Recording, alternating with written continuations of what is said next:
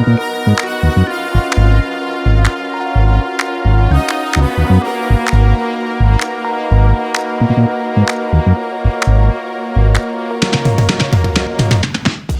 just got back from a pretty long trip to Puerto Rico, and of course I had to take the Ricoh GR3 with me. In today's video, I'm going to share some of my favorite photos, some of the settings I use, and of course which film simulation I'm using. So if any of that interests you, stick around.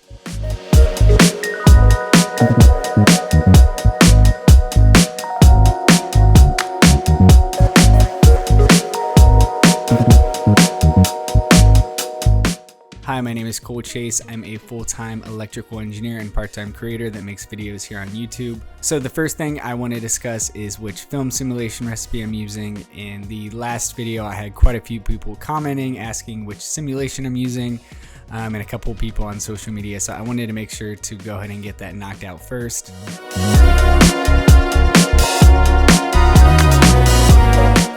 So I actually didn't come up with this recipe. I found it on a Reddit thread. At this point, I'm not really sure who posted it. I think someone shared some photos and then somebody asked for the settings and it got dropped down in one of the comments. And at this point, I've pretty much lost it. Actually, when I saved the film simulation in my camera, I labeled it try. So I definitely wasn't intending on keeping it. However, it is the only recipe I've really used.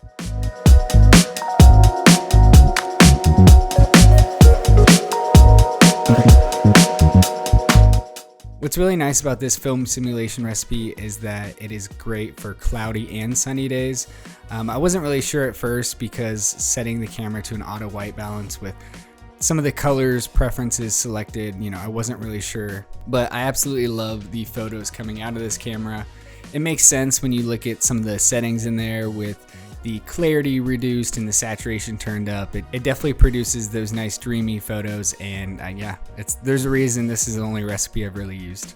Other than that color recipe, I do use a black and white recipe. It is the black and white film recipe from the Ricoh Recipes app, and I pretty much found it using the application and I haven't really needed to change from there. I really enjoy this recipe.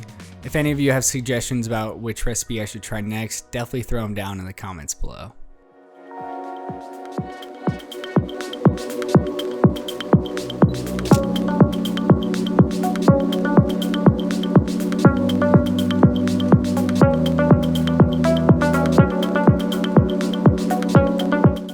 Now I'm going to share some of the settings that I actually changed on my Ricoh camera.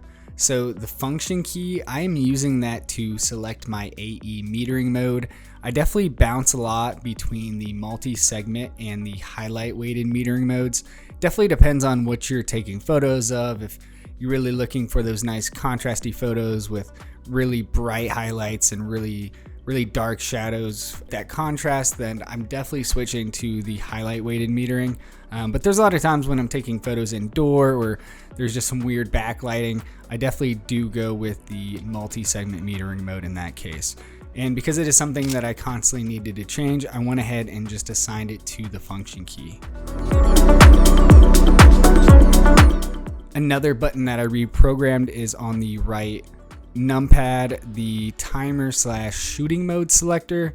I did change that to the crop mode selector. I do like to use the crop mode quite a bit. I found when I really have time to take photos, I will definitely grab a photo at 28, 35, and 50 if I can. Not really a huge fan of the 50mm cropped photos. It makes sense. You've lost a lot of resolution at that point, but I'm definitely still happy with the 35. So for the snap focusing distance, I do have that set to infinity. I definitely prefer a lot of my photos to be all in focus, and that's just because I'm taking a lot of architectural photos or just kind of daily life and shooting at something like f5.6. So being able to quickly get a photo in infinity with a full button click is what I usually go for if I can. I will say I typically bounce between -0.3 and +0.3 for the EV metering, but that's again personal preference, and there's a lot of times where I'll have to manually reduce it if I'm shooting in the wrong exposure mode, if maybe I'm in multi-segment when I should be in highlight weighted, I'll sometimes need to compensate for that. So I hope this film simulation recipes and some of my settings helps you out. I will say I've owned this camera now for a while and I absolutely love it. I did take a little over 700 photos in Puerto Rico, and just in today's video I shared some of my favorites. But if you enjoyed this video or you have any questions or comments about the Ricoh GR3, definitely throw them down below. I really appreciate you watching this video, and have a blessed rest of your day. Thank you.